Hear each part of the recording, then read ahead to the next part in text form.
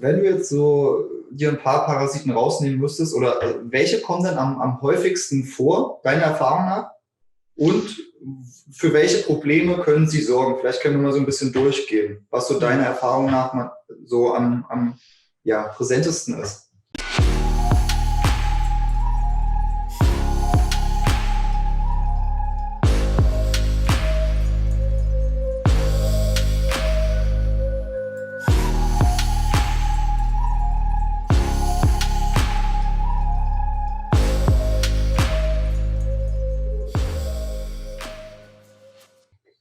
Ja, also am meisten, hast du schon erwähnt, sind die Toxoplasmen. An der zweiten Stelle finde ich Toxocara canis, also Auf der Deutsch?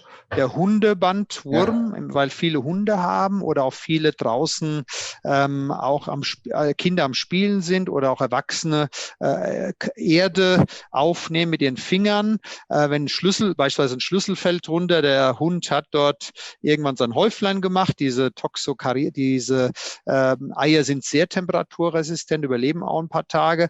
Und dann kommen diese Eier an deine Finger und du aus Versehen wischst sie an deinem Mund vorbei, hast deinen Schlüssel zwar aufgehoben, hast ja die Hände nicht danach sauber infiziert und dann isst du die Eier auf.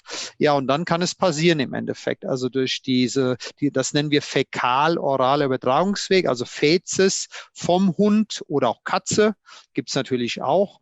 Und dann isst du das auf, das Ei, und dann ist halt die Frage, was passiert mit dir? Es geht natürlich in den Darm entsprechend, aber wir haben inzwischen sehr viele Erkenntnisse, gerade bei Herrn Professor Auer und Herrn Dr. Bilschnick in Klagenfurt, die beide auch schon Daten zusammengetragen haben mit Toxokariasis mit den Hunden und neuropsychiatrischen Symptomen, muskulären Beschwerden, also Leute, die Panikattacken, die auch bis hin zur Zerstörung des Gehirns gekommen sind durch diese Parasitosen, aber natürlich auch Darmproblemen. Also die meisten Parasiten, muss ich sagen, die ich kenne, lieben den Darm.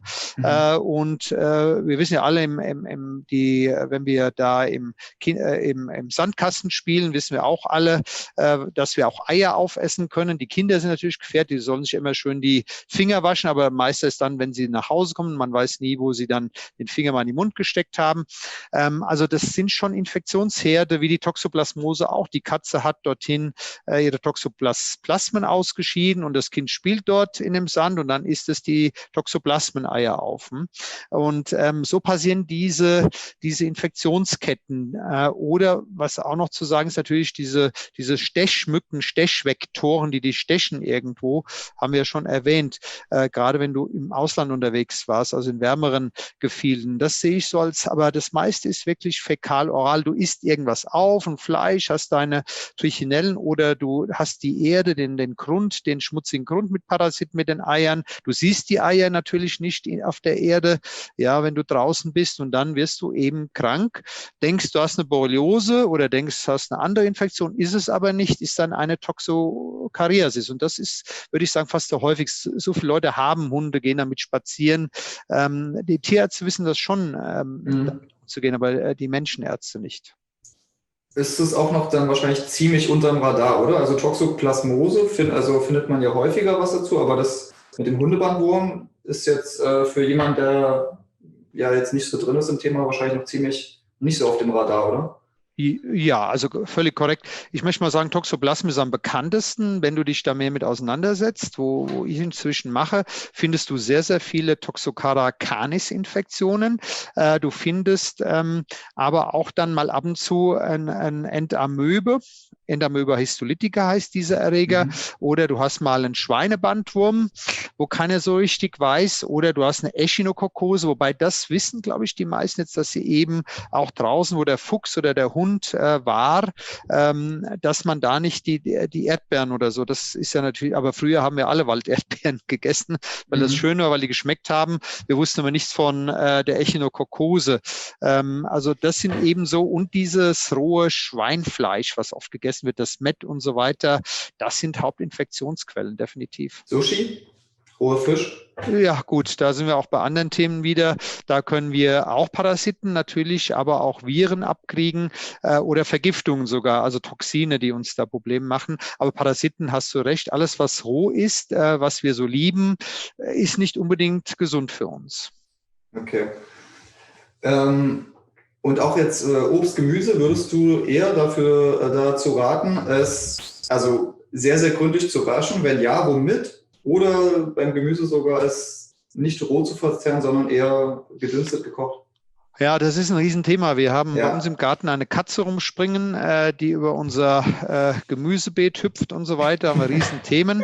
Ja, da macht man sich schon Gedanken, wenn die eine mhm. Toxoplasmose hat, dann esse ich die Toxoplasmen auf, ist nicht so lustig. Mhm. Also man müsste eben schauen, dass man das absolut sauber wäscht, definitiv auch höhere Temperaturen verwendet, dann gehen auch diese Parasiten kaputt. Also wenn man das kocht, wenn man kann, heiß macht, ja auch das Fleisch kein rohes Mett ist, wenn man dann das erhitzt, dann gehen die auch kaputt im Endeffekt, diese Toxoplasmen oder auch die Trichinen, wobei die wiederum sehr temperaturresistent sind. Also im Okay. Endeffekt ist auch die Salate, du hast völlig recht, also auch im Ausland, wenn man nach Ägypten fährt, wenn man manchmal hört, wie krank die Leute danach werden, da kriegen die aber auch da Enteroviren, Coxsackie-Viren, Yersinien, Salmonellen noch ab. Also da muss man echt vorsichtig sein mit Salaten, sind schon einige echt krank geworden, auch wo sie auf Urlaubsreisen früher waren. Jetzt durch Corona ist natürlich alles erstmal unterbrochen, aber das war schon ein Riesenthema im Endeffekt. Also wir müssen uns durch Klimawandel immer mehr den Parasitosen stellen, weil es einfach wärmer wird und die Parasiten lieben einfach die Wärme. Es gibt Parasiten, die sterben hier auch sehr schnell ab, weil es einfach noch zu kalt ist oder die würden auch nicht in Grönland überleben können im Eis. Aber es gibt auch welche, die sind sehr temperaturresistent und auch diese Vektoren, die Malaria, die Mücken, die Anopheles-Mücken beispielsweise. Wir müssen einfach auch verschiedene Ursachen beleuchten und der Klimawandel spielt definitiv auch eine Rolle hier. Okay, also Parasiten lieben generell wärmere Regionen, aber es gibt auch welche, ich glaube sogar der Toxoplasma gondii gehört auch dazu, der sehr starke Minustemperaturen überleben kann. Ja, das ist unterschiedlich. Also das ist die Parasitologie ist ein Riesenfeld mit auch Lehrstühlen, Professoren, die sich bestens auskennen. Hier möchte ich noch einen Professor Auer, Universität Wien hervorheben, der mir sehr viele Impulse die letzten 2, 3 Jahre mit Toxocaracanis bei Borreliose gegeben hat. Das hat dann was mit Hunden zu tun, werden wir später noch erörtern. Das heißt, wir haben zu wenige fachkompetente Leute, die wirklich sich gut bei Parasitosen auskennen. Ich bin mehr so der Kliniker. Ich habe auch nicht das Riesen-Lehrbuchwissen, muss ich dazu sagen. Deswegen habe ich auch Hilfsmittel, eine Parasiten-Checkliste entwickelt, wo wir später auch noch drauf kommen werden, hoffe ich. Also wir müssen einfach schauen, wie finden wir in diesem Boost an Spezialwissen, wo wir absolute Expertenwissen brauchen, mit wissenschaftlichen Fragestellungen, wie finden wir einfach zusammen in der klinischen, einfachen Art und Weise, wo auch der Kliniker draußen, der Hausarzt sehr viel wissen muss, das gar nicht alles wissen kann. Mhm. Okay, das heißt, wir stehen da vor einer großen Aufgabe, würde ich mal sagen. Vor allem erstens, weil es bei vielen überhaupt nicht auf dem Schirm ist, auf dem Radar ist, weder bei den Patienten oder den Betroffenen noch bei den Ärzten, Therapeuten. Und die Leute, die sich da gut auskennen, die werden vielleicht auch noch nicht so angehört, bekommen noch nicht das Gehör. Das dauert ja erst ein bisschen. Wahrscheinlich war es bei dir auch so, wo du mit Borreliose dich beschäftigt hast. Da war es vielleicht auch nicht wie jetzt, also 10 Jahre später oder 20 Jahre später, sieht man wahrscheinlich schon deutliche Unterschiede, wenn da auch mehr Forschung in die Richtung geht. Wobei es ja auch schon, also Forschung zum Beispiel ich weiß nur, dass Toxoplasmose auch ganz gut erforscht wird, zum Beispiel sein Verhalten. Ich habe letztens gesehen, dass es gibt so einen Versuch, wo gezeigt wird, dass er in Immunzellen reingehen kann und dadurch dann ins Gehirn reinkommen kann, also Blut-Hirn-Schranke kapern kann. Hoffen wir, dass wir vielleicht auch mit dem Kongress hier ein bisschen in die Richtung beitragen können, dass das eine größere Wichtigkeit bekommt und die Bedeutung auch erkannt wird. Ich habe noch eine Frage. Wir haben gerade gesagt, okay, es liegen so gut wie immer Mischinfektionen vor, von Viren, von Borrelien und anderen bakteriellen Infektionen und von Parasiten. Ich habe zum Beispiel von einem Bericht gelesen, da wurde geschaut bei Leuten mit die an neurologischen Problemen, also die hatten starke neurologische Symptome, sind daran auch verstorben. Und dort hat man gefunden, dass im Gehirn Würmer waren, beziehungsweise Wurmeier und in diesen Würmern und Wurmeiern sogar Borrelien drin waren.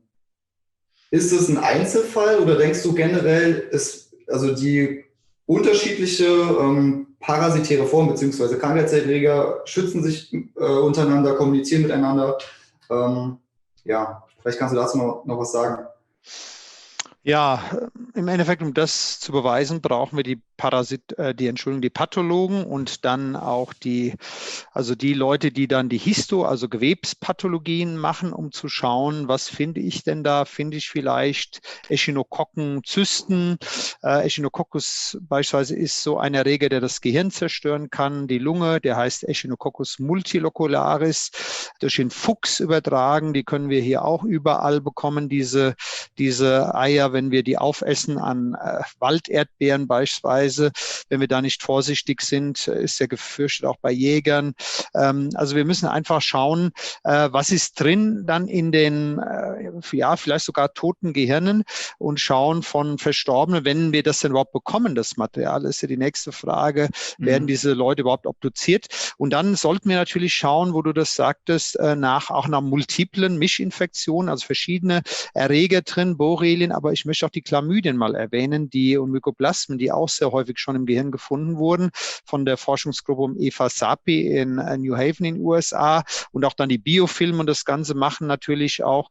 Also wenn man im Endeffekt nicht weiter auch dann den Pathologen nachher bemüht, werden wir, glaube ich, das nicht so gut rausbekommen. Aber die Frage ist die Pathologie wirklich infektionsorientiert?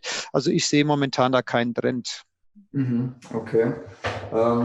Du hast jetzt schon verschiedene Sachen angesprochen, oder wir haben verschiedene Sachen angesprochen. Parasiten im Gehirn, in der Lunge, im Darm. Können Parasiten quasi überall in uns vorkommen? Ja, überall ist gut gesagt, jeder Parasit mag ein gewisses Organ oder gewisse Organsysteme.